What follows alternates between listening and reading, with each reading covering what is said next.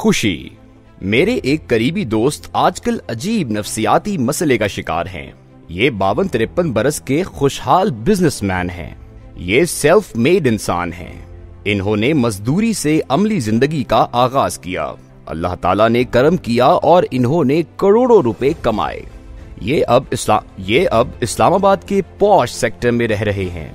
इनका लंबा चौड़ा बिजनेस है, अच्छा खासा बैंक बैलेंस है और ये पाकिस्तान की सियासी क़यादत के मजमूई टैक्स से ज्यादा टैक्स देते हैं। ये सेहतमंद भी हैं, खूबसूरत भी हैं और स्मार्ट भी। इन्हें कपड़े पहनने और रहने सहने का सलीका भी आता है। अल्लाह ने इन्हें नेक और सालेह औलाद से भी नवाज रखा है और ये खुद भी ठीक ठाक नेक इंसान हैं।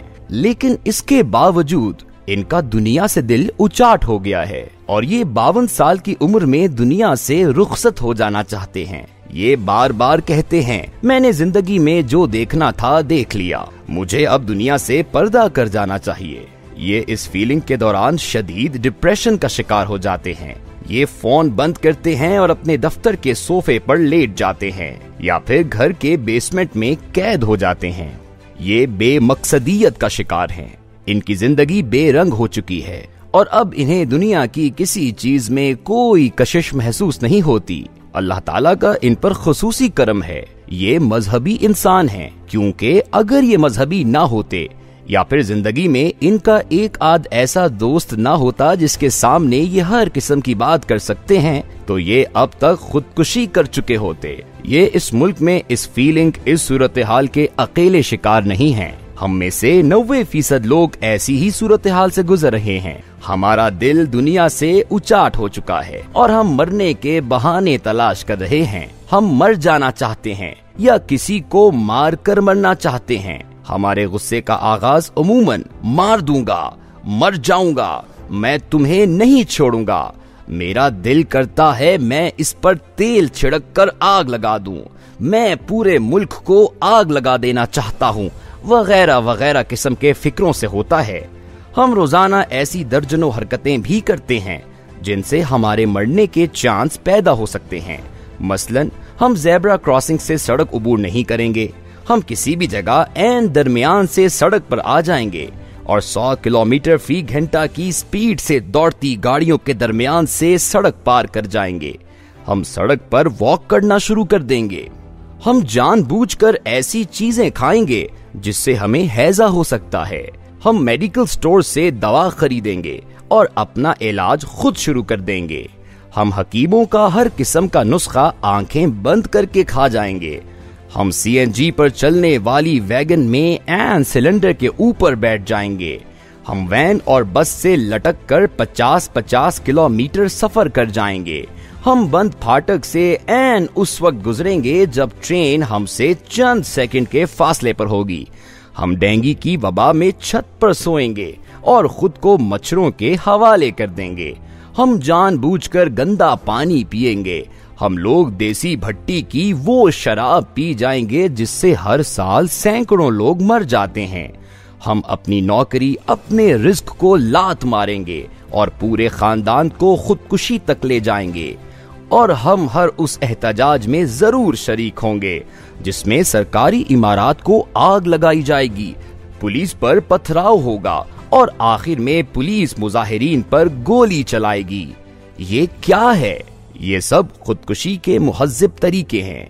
हम जिंदगी से बेजार हो चुके हैं, चुनाचे हम में से ज्यादा बेजार लोग बराह रास्त खुदकुशी कर लेते हैं, जबकि बाकी मरने के मुहज्जिब तरीके तलाश करते रहते हैं।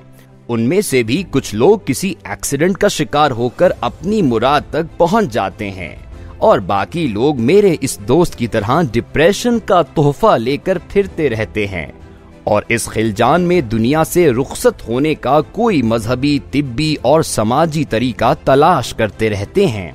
अब सवाल पैदा होता है, ऐसा है क्यों? हम सब खुदकुश क्यों हैं? हमारे डिप्रेशन, हमारी खुदकुश सोच की वाहिद वजह खुशी है। हम खुश नहीं हैं और खुशी की कमी इंसान को हमेशा मौत की तरफ ले जाती है। तिब्बी साइंस कहती है, दुनिया में खुश रहने वाले मरीज इंतहाई मुहलिक अमराज में मुब्तला होने के बावजूद तवील अरसे तक जिंदा रहते हैं। जबकि मायूस और नाखुश लोग मामूली नज़ले, छोटी सी चोट और खांसी के हल्के से हमले के बाद फौत हो जाते हैं। खुशी दुनिया का सबसे बड़ा विटामिन होती है और अगर हमारे पास यह विटामिन नहीं तो फिर दुनिया की कोई चीज हमें आसूदा नहीं रख सकती। और ये विटामिन खुश रहने की आदत से पैदा होता है। हमें अगर खुश रहने की आदत नहीं तो हम ये विटामिन पैदा नहीं कर सकते और यूं हम दुनिया की तमाम सहूलतें, तमाम आराम पाकर भी खुशी हासिल नहीं कर सकते। हमारे 90% लोग इस क्राइसिस का शिकार हैं। इन्हें बचपन से खुशी की ट्रेनिंग नहीं मिली, किसी ने इन्हें बताया ही नहीं। अल्लाह ताला ने इन्हें दुनिया के इंतहाई आइडियल वक्त में पैदा किया। इंसान आज के दौर में अपनी 90% ख्वाहिशात पूरी कर सकता है। ये दुनिया का अमीर तरीन शख्स बन सकता है। ये दिल से लेकर बाल तक ट्रांसप्लांट करा सकता है। ये चांद पर जा सकता है। समंदर में 10 किलोमीटर गहराई तक पिकनिक मना सकता है। आज दुनिया में कैंसर का इलाज मुमकिन है। आप अमीर या कामयाब हैं तो पूरी दुनिया आपके लिए खुली है। और आज के जमाने में स्याह फाम बाशिंदा अमेरिका का सदर भी बन सकता है। किसी ने उन्हें ये नहीं बताया। हमें सबसे पहले इस चीज को एंजॉय करना चाहिए जो हम हासिल कर चुके हैं और उसके बाद बाकी हसरतों और ख्वाहिशों की तरफ बढ़ना चाहिए। किसी ने हमें नहीं बताया इंसान अल्लाह ताला की वाहिद मखलूक है जो जिस्म, दिमाग और रूह का मजमुआ है। पौधों और जानवरों में जिस्म और रूह होती है, दिमाग नहीं होता। जबकि फरिश्तों और जिन्नों के पास दिमाग और रूह है लेकिन जिस्म नहीं। हमारे पास तीनों हैं और ये तीनों जिंदा हैं और इन्हें रोजाना खुराक की जरूरत होती है। हम जिस तरह जिस्म को कार्बोहाइड्रेट, प्रोटीन, फैट्स, विटामिन और पानी देते हैं, हम जिस तरह जिस्म की सफाई सुथराई और खूबसूरती का ख्याल रखते हैं, हम इसे गर्मी, सर्दी, बारिश, चोट और हादसे से बचाते हैं। और हम जिस तरह इसका इलाज मुआवजा करते हैं, बिल्कुल इसी तरह हमारे दिमाग, हमारी रूह को भी इलाज, मुआवजे, निगहदाश्त और खुराक की जरूरत होती है। और हम जिस तरह जिस्म को खुराक नहीं देते तो इससे हमारा जिस्म मुरझा जाता है। हम कमजोरी, सुस्ती और बीमारी का शिकार हो जाते हैं।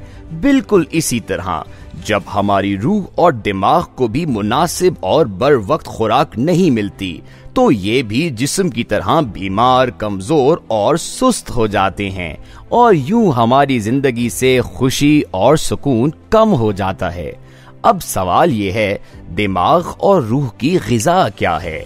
हमारे दिमाग को नए आइडियाज, नई मालूमात, नई इंफॉर्मेशन, नया इल्म, नई फिक्र और नई राय चाहिए होती है।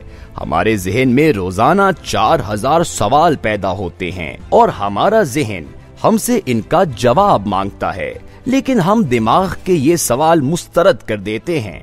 यूं हमारा दिमाग सवालों का कब्रिस्तान बन जाता है और कब्रिस्तानों में कभी खुशी की घास नहीं उगती। हमारे दिमाग की खुराक किताबें, गुफ्तगू के फोरम्स, दानिश्वरों के साथ बैठक, television, theatre, film, art, research, आसारे कदीमा की सैर और तफक्कुर होती है। हम में से कितने लोग हैं जो अपने जहन को ये खुराक दे रहे हैं? इसी तरह मुस्बत काम रूह की ग़िज़ा हैं। दुनिया का हर मुस्बत काम रूह की खुराक होती है और दुनिया की हर मनफी सरगर्मी हमारी रूह के लिए बीमारी। दुनिया में मज़ाहिब को रूह की ग़िज़ा इसलिए कहा जाता है कि ये इंसान को मुस्बत सोच और मुस्बत काम की तरफ राग़िब करते हैं। ये आपको गीबत, चुगलखोरी, बदतमीजी, जिद, हट धर्मी, लालच, जुल्म, मुनाफिकत, तमा, कंजूसी और तंग दिली से रोकते हैं। ये आपको फलाहे आमा, खिदमत, बर्दाश्त, वुसअते कल्बी, सखावत, इंसानियत, रहमदिली, गवाही, इंसाफ और इबादत की तरफ ले जाते हैं। और ये वो तमाम मुस्बत सरगर्मियां हैं जो रूह की विटामिन होती हैं और इनसे रूह के अंदर सुकून पैदा होता है और ये सुकून खुशी बनकर हमारे चेहरे, हमारी आंखों में चमकता है। लेकिन रूह की ग़िज़ा यानी मुस्बत तर्ज अमल, ज़हन की ग़िज़ा यानी मुतालिया और जिस्म की ग़िज़ा यानी मुतवाज़न खुराक के लिए ट्रेनिंग चाहिए, और हम अपने बच्चों को ये ट्रेनिंग नहीं दे रहे। चुनाचे हम में से हर शख्स जवानी और अधेड़ उम्री के दौर तक पहुंचकर परेशान हो जाता है। हमारी जिंदगी में बेमकसदियत बढ़ जाती है, हम उदास हो जाते हैं और ये उदासी हमें खुदकुशी की तरफ ले जाती है। लिहाजा हम में से ज्यादातर लोग अपनी अपनी जात में खुदकुश बन चुके हैं और खुशी के अलावा हमें इससे कोई निजात नहीं दिला सकता।